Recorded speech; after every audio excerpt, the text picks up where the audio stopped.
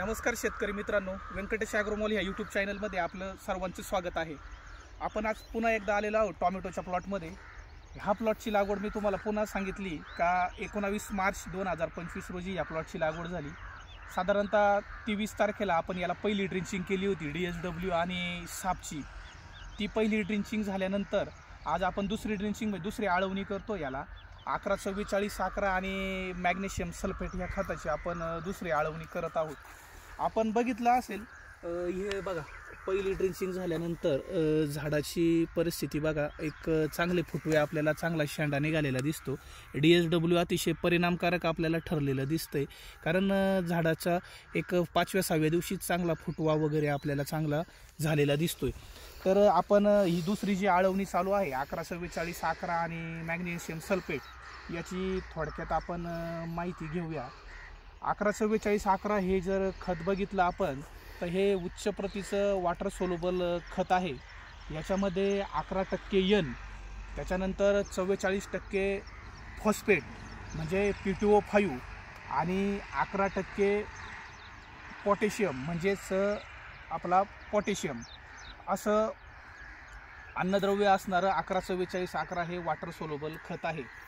11-44-11 मुळे होतं काय, याच्यात फॉस्फेटचं प्रमाण जास्त असल्यामुळं हे पिकाच्या मुळाच्या वाढीसाठी आणि पिकाच्या विकासासाठी अतिशय महत्त्वाचं ठरणारा घटक आहे।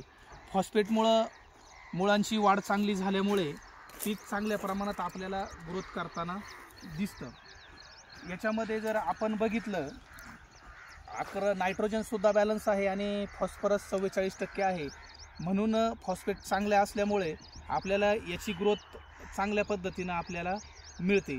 मार्केटमध्ये 11-44-11 हे जेटल शुअर नावाने देखील उपलब्ध आहे।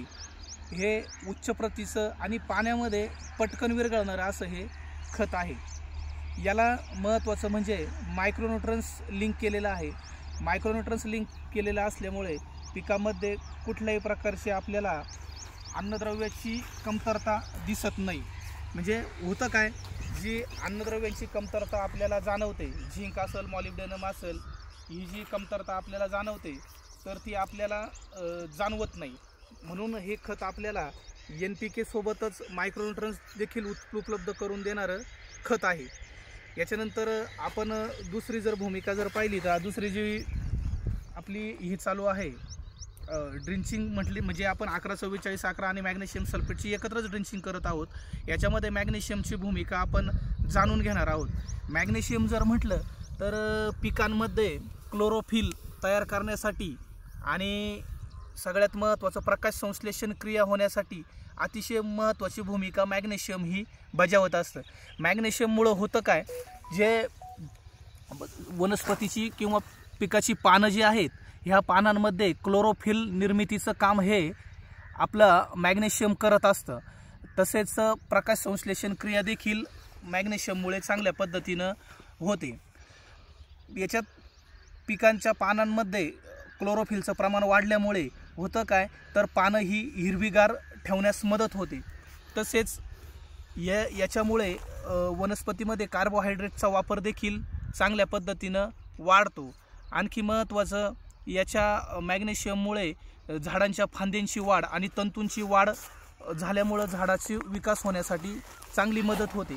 त्याच्यानंतर सगळ्यात महत्त्वाची भूमिका म्हणजे जो आपल्या पिकामध्ये नायट्रोजन आणि फॉस्फरस आहे याच्या शोषणाची भूमिका हे मॅग्नेशियम अतिशय उत्तम पद्धतीनं बजावत असते। म्हणजे सांगण्याचं कारण असं आहे की नायट्रोजन आणि तुमचं फॉस्फरस आहे याचा चयापचय क्रिया चांगल्या पद्धतीनं होण्यासाठी मॅग्नेशियमची भूमिका अतिशय महत्त्वाची ठरते। तर ह्या आता सध्याच्या स्थितीमध्ये जे ऊन वाढतंय त्याच्यामध्ये योग्य तंत्रज्ञान वापरून पिकांची वाढ करणं अतिशय महत्त्वाचं आहे। म्हणजे योग्य तंत्रज्ञान म्हणजे काय, अन्नद्रव्यावर व्यवस्थापन देखील अतिशय चांगल्या पद्धतीनं करणं आपल्याला योग्य ठरणार आहे। त्यावरच आपण ह्या वाढत्या उष्णतेच्या कालावधीमध्ये प्लॉट आपण टिकून ठेवू शकतो. आत्ता आपण ह्या प्लॉटची जी दुसरी आळवणी चालू आहे ह्या बाबतीत आपण माहिती घेतलीच. पुढील भागामध्ये आपण काय जे ह्या प्लॉटची सद्यस्थिती असणार आहे त्याबाबत माहिती घेणार आहोत.